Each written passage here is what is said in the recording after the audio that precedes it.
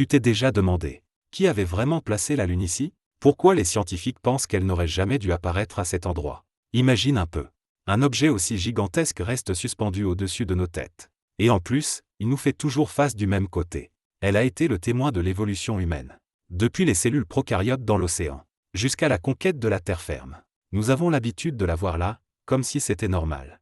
Mais lorsque les astronomes ont commencé à l'examiner sérieusement, les problèmes sont apparus. Qu'est-ce que la Lune, au juste? Son diamètre représente un quart de celui de la Terre. Sa masse, un 81e de la Terre. Dans toute la famille des planètes du système solaire. Ce rapport est absolument unique. Totalement illogique, comme si un lion était suivi par un jeune léopard à moitié adulte en tant que petit frère. Cela n'a aucun sens. Encore plus étrange. Les sismographes du programme Apollo montrent que lorsque la Lune est frappée par une météorite, elle résonne comme une immense cloche pendant plusieurs heures. Ce phénomène a donné naissance à une hypothèse totalement folle. La Lune pourrait être creuse. Ajoute à cela son orbite presque parfaitement circulaire. Et cette rotation verrouillée qui la force a toujours montré la même face à la Terre. Tous ces indices suffisent à bouleverser nos connaissances. Serait-elle un poste d'observation destiné à surveiller la Terre? Ou un assemblage hasardeux après le Big Bang? Ou encore l'unique témoin d'un accident cosmique gigantesque?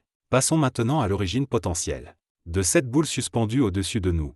Depuis 4,5 milliards d'années, ce corps céleste le plus familier, et pourtant si mystérieux. Pour résoudre ce mystère, nous devons remonter au tout premier, dur à cuire. Qui a osé proposer une explication? Il s'appelait George Darwin. Oui, c'était bien le fils du célèbre biologiste Darwin. Il a proposé une hypothèse particulièrement audacieuse. Selon lui, il y a des milliards d'années, la Terre n'était qu'une boule de feu tournant à grande vitesse. Sa surface entièrement couverte de lave brûlante. La rotation était si rapide que la force centrifuge déformait la Terre elle-même, l'étirant en forme d'olive. Puis, à un moment inattendu, la Terre se serait arrachée un énorme morceau de matière, le projetant dans l'espace. Ce morceau perdu serait notre Lune actuelle. L'image est forte, non? Une fille projetée loin de sa mère.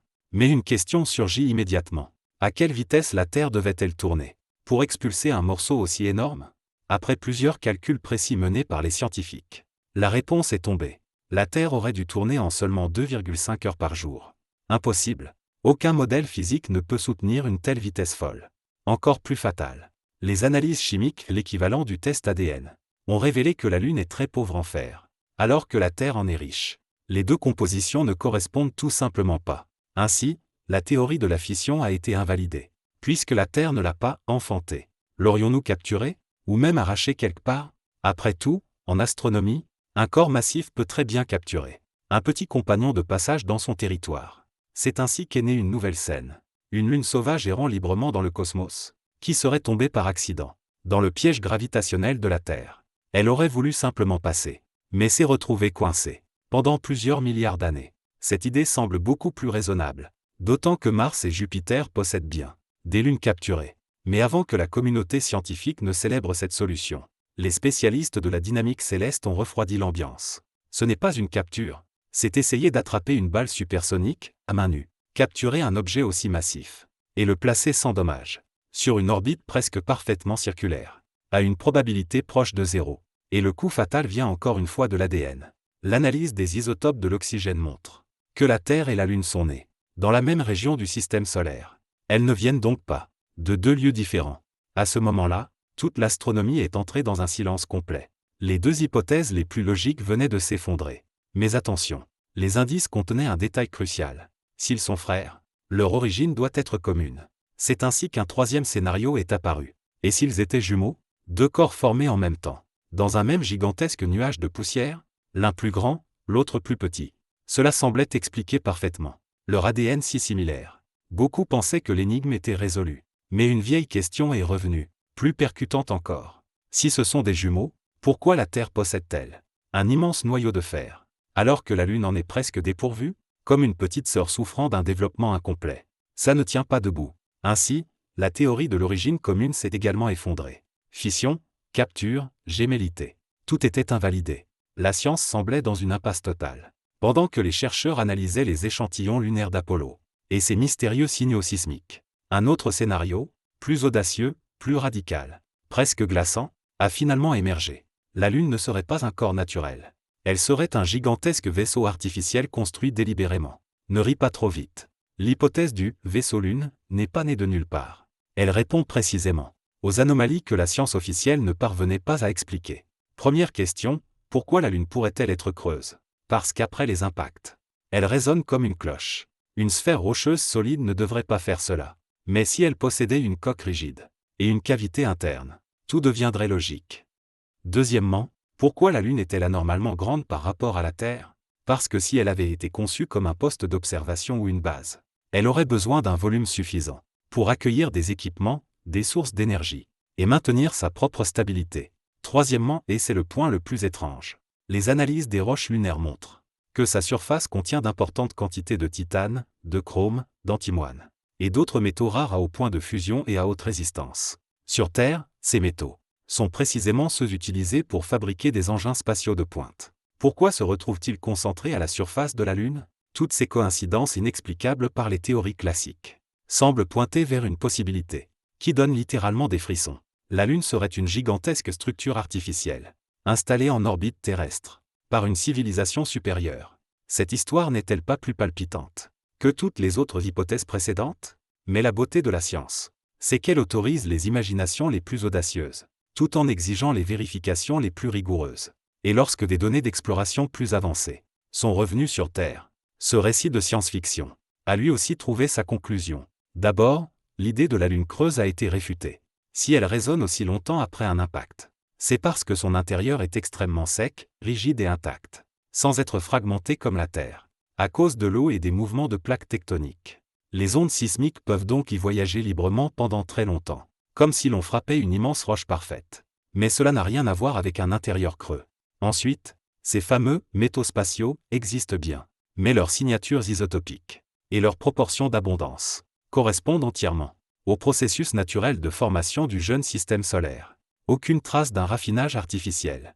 Ainsi, bien que l'idée du vaisseau Lune soit fascinante, face aux preuves scientifiques impassibles, elle ne peut que retourner dans le hangar des romans de science-fiction.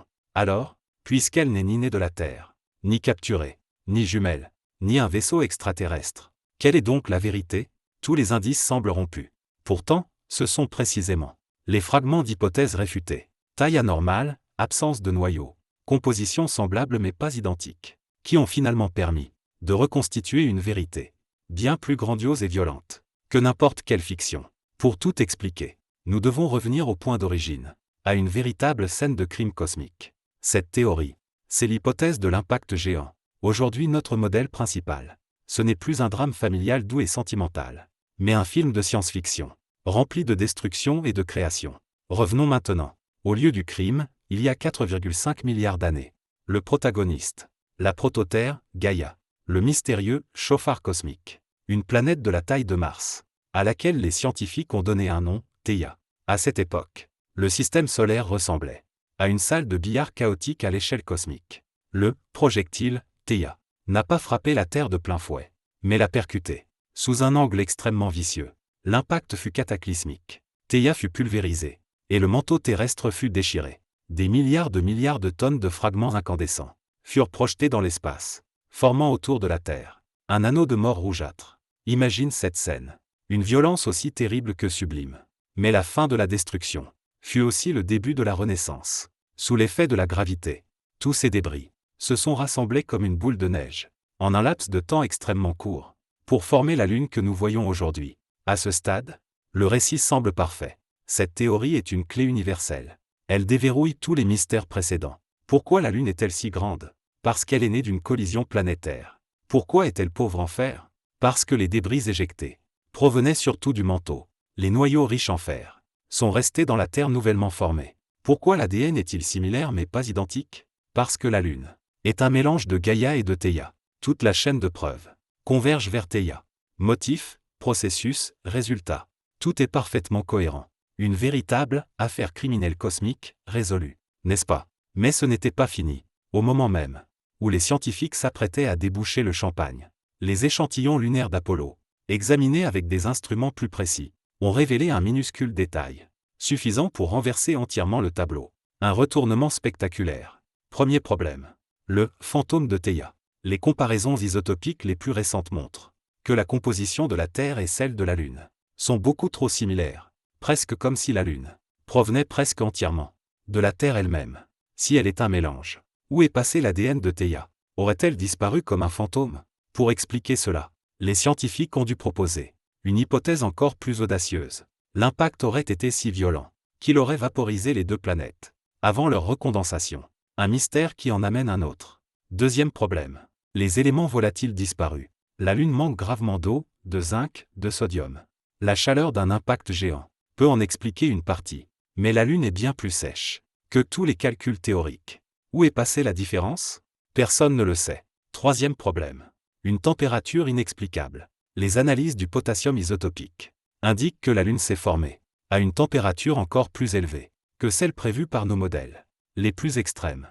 Ce qui implique que l'impact a été encore plus violent que ce que la physique actuelle imagine. Le modèle le plus solide n'est donc pas parfait. Ce que nous pensions être la conclusion n'est en réalité que le début d'une nouvelle enquête. La Lune, témoin silencieux, garde encore ses secrets. Un impact, deux mondes, de la catastrophe fondatrice au berceau des étoiles. Ce mystère cosmique, vieux de 4,5 milliards d'années, reste toujours ouvert. Pourtant, pour nous humains, cette catastrophe fut l'accident le plus chanceux de l'univers. C'est ce choc violent qui a offert à la Terre des saisons stables et un immense bouclier gravitationnel qui nous protège depuis des milliards d'années de milliers d'impacts mortels.